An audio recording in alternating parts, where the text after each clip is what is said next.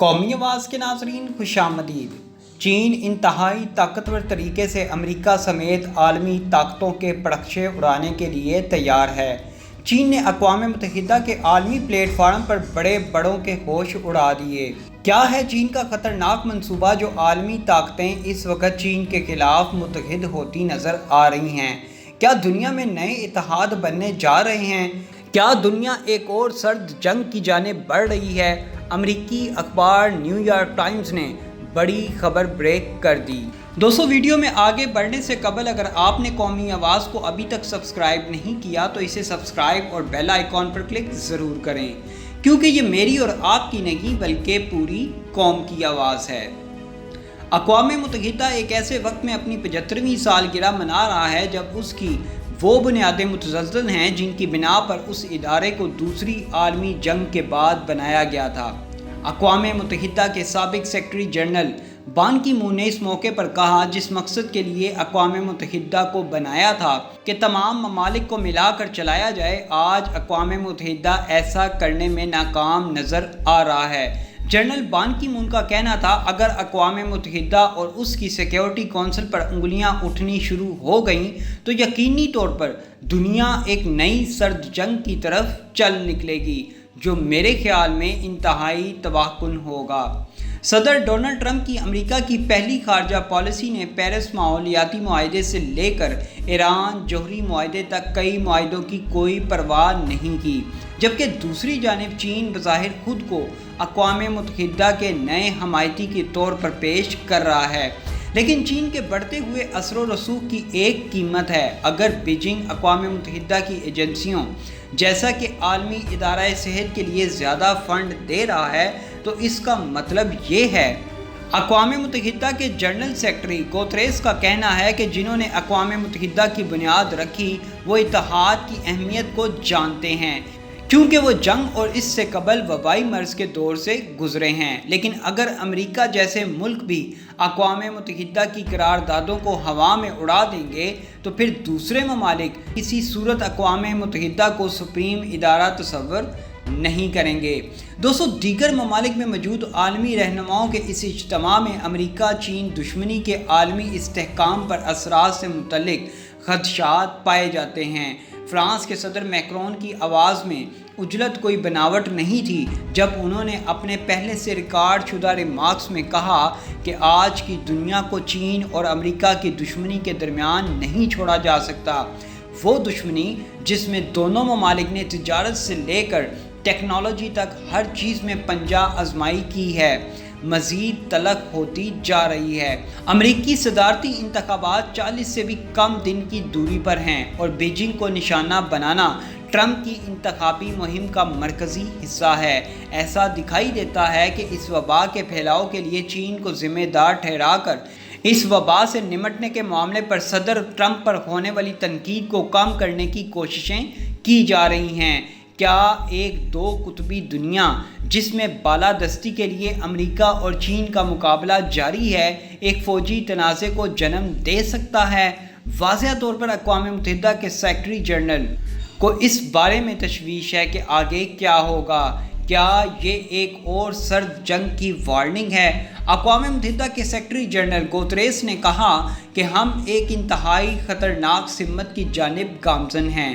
ہماری دنیا ایک ایسے مستقبل کی متحمل نہیں ہو سکتی جہاں دنیا کی دو بڑی معیشتیں اپنے تجارتی اور مالی قواعد، انٹرنیٹ اور مصنوعی ذہانت کی صلاحیتوں پر اسے گریٹ فریکچر کے ساتھ تقسیم کر سکتی ہیں۔ ایک تکنیکی اور معاشی تقسیم کے خطرات سے جغرافیائی اور فوجی تقسیم ناگزیر ہے۔ ہمیں ہر قیمت پر اسے روکنا ہوگا۔ گریٹ فریکچر کے نتائج سے متعلق یہ کھلی بحث ظاہر کرتی ہے کہ دنیا کس قدر تیزی سے بدل رہی ہے اور سفارتکار اسے برقرار رکھنے کے لیے کس قدر کوششیں کر رہے ہیں۔ چین کے صدر نے اس ورچوئل مباحثے کے دوران در حقیقت اعلان کیا کہ چین کسی بھی ملک کے ساتھ سرد جنگ یا باقاعدہ جنگ کا ارادہ نہیں رکھتا، لیکن اگر چین اور اس کی سرحدوں کو کسی نے بھی تبدیل کرنے کی کوشش کی تو یقینی طور پر اس کا رد عمل انتہائی خوفناک ہوگا۔ چینی صدر کا یہ بیان کچھ بتا رہا تھا۔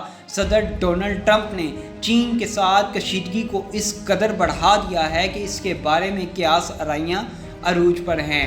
مبصرین کا کہنا ہے اقوام متحدہ کے 75ویں سالانہ اجلاس کا ماحول انتہائی ناسازگار ہے، جو ظاہر کرتا ہے کہ کوئی بھی ملک اس وقت اقوام متحدہ کے پلیٹ فارم سے خوش نہیں۔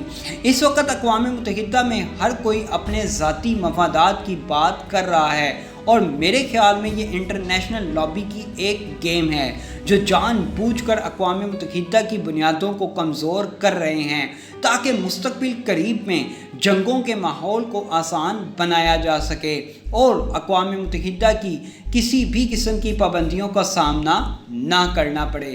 اقوام متحدہ کے سیکرٹری جنرل کا مشاہدہ ہے کہ وبا نے دنیا کی ناانصافیوں کا استحصال کیا ہے۔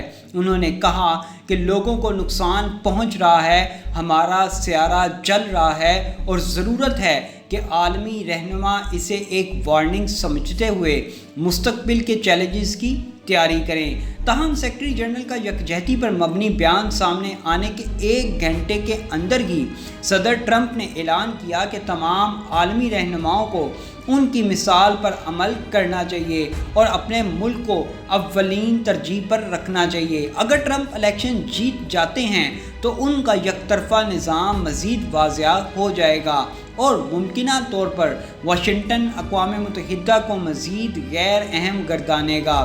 اقوام متحدہ کے منعقدہ اجلاس میں چینی صدر شی جن پنگ نے ناظرین سے سوال کرتے ہوئے کہا کہ ہمیں سنجیدگی سے سوچنا ہے کہ دنیا کو کس قسم کے اقوام متحدہ کی ضرورت ہے۔ چین بھارت جنگ سر پر کھڑی ہے۔ کشمیر کے مسلمان سالوں سے اقوام متحدہ کی قراردادوں پر عمل درآمد کے لیے بے چین ہیں۔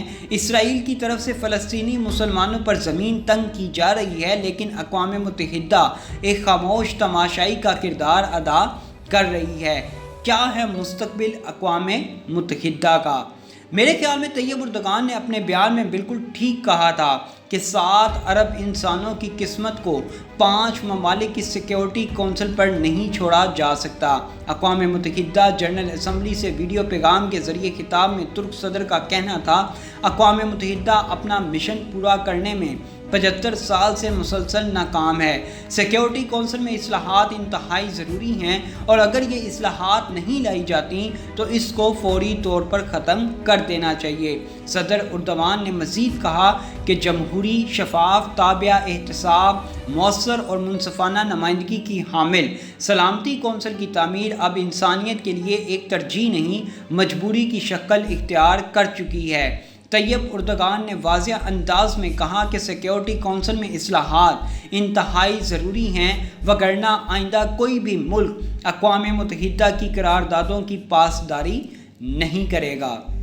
ایسی مزید معلوماتی ویڈیوز دیکھنے کے لیے قومی آواز کو سبسکرائب اور بیل آئیکن پر کلک ضرور کریں، کیونکہ یہ میری اور آپ کی نہیں بلکہ پوری قوم کی آواز ہے۔